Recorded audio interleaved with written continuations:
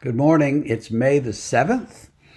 Today we look at the Beatitude which says, "Blessed are you when others revile you and persecute you and utter all kinds of evil against you falsely on my account. Rejoice and be glad, for your reward is great in heaven. For so they persecuted the prophets who were before you." Well, that's a cheerful message, isn't it? Gee, Jesus, what are you doing?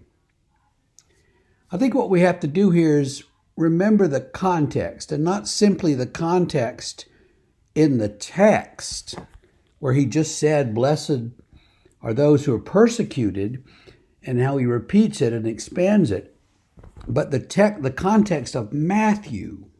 And Matthew is writing this for the early church. And the people in the early church are being persecuted by who?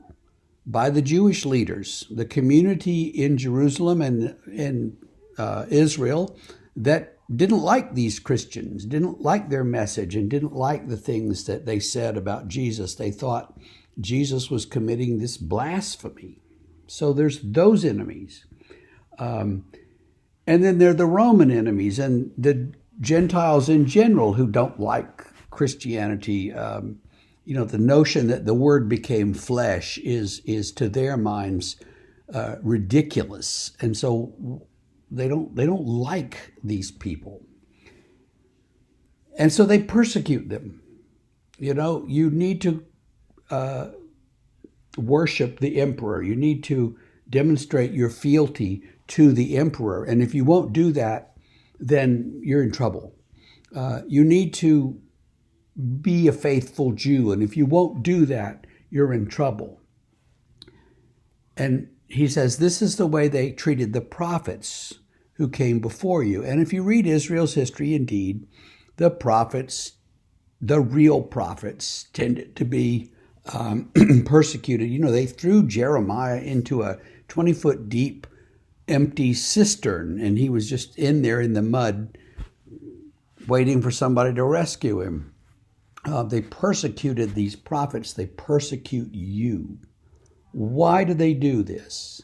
They do it because you proclaim my name, Jesus says. They revile you on account of my name. So ultimately, these are people who don't like Jesus. And you know what? Our world is also full of people who don't like Jesus. And so the stance for the church is to recognize that. Matthew says, this is going to happen to you. Don't worry about it. You will be okay. You can even rejoice because this means you're faithful. They don't like Jesus. It doesn't mean, I don't think, that we need to get defensive and build walls and oppose the world. I think we need to keep the doors open and reach out and say, hey, regardless of how you treat us, we are here to proclaim the love of God, and we love you. You're human beings. We love you, human beings. Whether you like it or not, you can't stop us from loving you. And that's the message for today. No matter what they do, keep loving them. It's all right. See you tomorrow.